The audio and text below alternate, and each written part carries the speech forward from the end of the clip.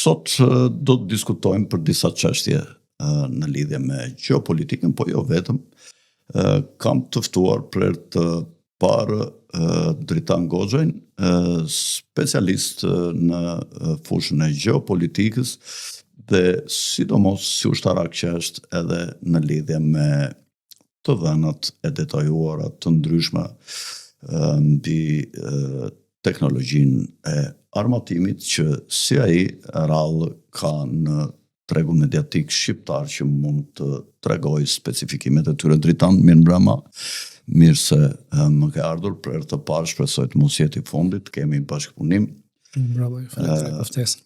Të mëtejshëm për të analizuar kryesisht ngjarjet ndërkombëtare ku ju keni treguar një përgatitje të lartë.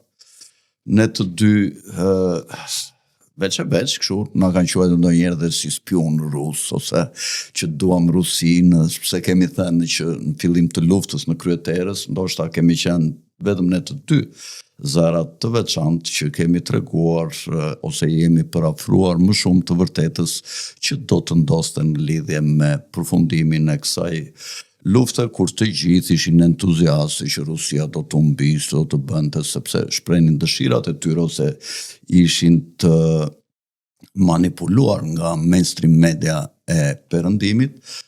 Ne të dy ishim dy zëra të vetmuar që në atë kohë mund të quheshim ose të çmendur ose njerëz të Putinit, që i shërbenin Putinit, duke thënë që do binte shi, nuk do kishte diell.